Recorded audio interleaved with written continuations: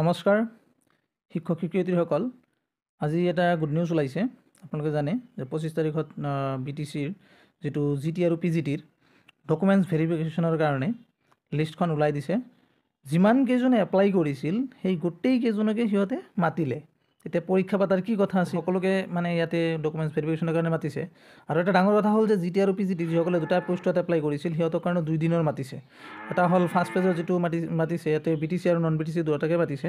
প্ৰিফাৰেঞ্চটো BTCক এৰিয়াৰ দিয়া হয় ফাৰ্ষ্টত। BTC গভৰ্ণমেণ্টৰ যিটো LPLP নিযুক্তি, LPU আৰু UPৰ যিটো নিযুক্তি প্ৰক্ৰিয়া অনুষ্ঠিত হৈ গৈছিল, তাতো দেখা গৈছে BTCৰ কেণ্ডিডেটে পাইছে। দুই এটা পোষ্টৰ কাৰণে হিন্দী টিচাৰৰ কম আছিল বা কিছুমানৰ ডকুমেণ্টছৰ খেলিমেলিৰ কাৰণে বা সিহঁতে ভালকৈ চেক নকৰাৰ কাৰণে 2-4টা কেণ্ডিডেট 6জন কেণ্ডিডেট সোমাই গৈছিল UPত হিন্দী পোষ্টৰ কাৰণে। কিন্তু তাৰো যোগ্য কেণ্ডিডেট আছিল, সিহঁতে পিছত কেছ কৰিলে, কিবা কৰিলে, কিছুমানক চাকৰি দিয়া হ'ল, কিছুমানক এতিয়াও বৰ্তমানলৈকে কেছে চলি আছে। আৰু যিসকলে মানে আউট অফ BTRত মানে কেণ্ডিডেটসকল ইয়াতে এনেও নাপায়, কিন্তু তথাপি সিহঁতে কি কৰে, ভেৰিফিকেশ্যনটো কৰায়। গতিকে গোটেই কেইজনক যদি ভেৰিফিকেশ্যন কৰাব লগা হয়, ইমান বহুত সময় গুচি যায় সিহঁতৰ। কিন্তু কি পৰিপ্ৰেক্ষিতত ৰিজাল্ট নোহোৱাকৈ সিহঁতে ডকুমেণ্টছ ভেৰিফিকেশ্যন প্ৰক্ৰিয়া আৰম্ভ কৰিলে, এইটো এতিয়াও সন্দেহৰ আৱৰ্তত আছে। কি পৰিস্থিতিত বা সিহঁতে কৈছিল ৰিজাল্ট পাব্লিছ হ'ব, কিন্তু এতিয়ালৈকে ৰিজাল্ট পাব্লিছ নহয়। যিমান কেইজন এপ্লাই কৰিছিল সকলোকেইটাকে কি কৰিলে, সিহঁতে মাতি দিলে। গোটেইকেইটাক যদি মাতি দিয়ে তেতিয়াহ'লে গোটেই দিনটো সিহঁতৰ ভেৰিফিকেশ্যনতে গুচি যাব। আৰু য'ত পোষ্ট আছে 1400 কিমানটা, আৰু তাতে আকৌ ভেৰিফিকেশ্যনত মাতিছে কমচে কম 12,000 কেণ্ডিডেট।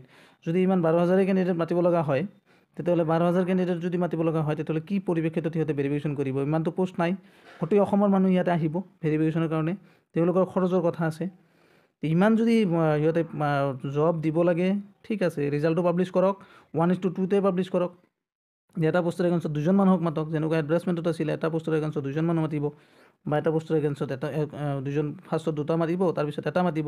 কিন্তু ৰিজাল্ট পাব্লিছ নোহোৱাকৈয়ে ডাইৰেক্ট সিহঁতে কি কৰিলে, ভেৰিফিকেশ্যনৰ কাৰণে গোটেইকেইটা ৰোল নম্বৰ উঠাই ইয়াতে মাতি দিলে। যিমানকেইটা ৰোল নম্বৰ আছিল গোটেইকেইটাক মাতি দিলে। এতিয়া সিহঁতে ভেৰিফিকেশ্যন কৰি থাকক। ইমান দিন ভেৰিফিকেশ্যন কৰাৰ পিছত ৰিজাল্ট ওলাব মাত্ৰ 1400 কিমানটা পোষ্ট আছিল, সেইকেইটা পোষ্টৰ কাৰণে GT আৰু PGT দুটা মিলাই। গতিকে ইয়াতে 10,000 কেণ্ডিডেট মাতাৰ কোনো কুৱেশ্যনে নাই, বা 12,000 কেণ্ডিডেট মাতাৰ কোনো কুৱেশ্যনে নাই।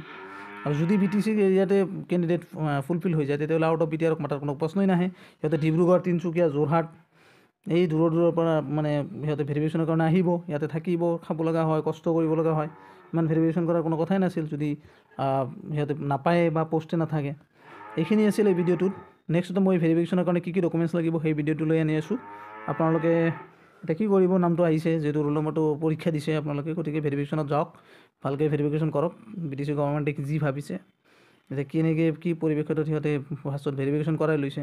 আৰু ইয়াতে আৰু এটা কথা আছিল, যিহঁতে নেকি 3rd চেম বা 4th চেমত পঢ়ি আছিল, বা ৰিজাল্ট পাব্লিছ নহওঁতেই তেওঁলোকে এক্সাম দিছিল, গতিকে তেওঁলোকৰ ভেৰিফিকেশ্যনত মাতিব। কিন্তু তেওঁলোকৰ হয়তো এটা কথা হৈ যাব যে তেওঁলোকৰ যেতিয়া পৰীক্ষা দিছিল তেতিয়া তেওঁলোকৰ চাৰ্টিফিকেটটো তেওঁলোকৰ হাতত নাছিল, গতিকে সেই লোক এনেও কেঞ্চেল হৈ যাব।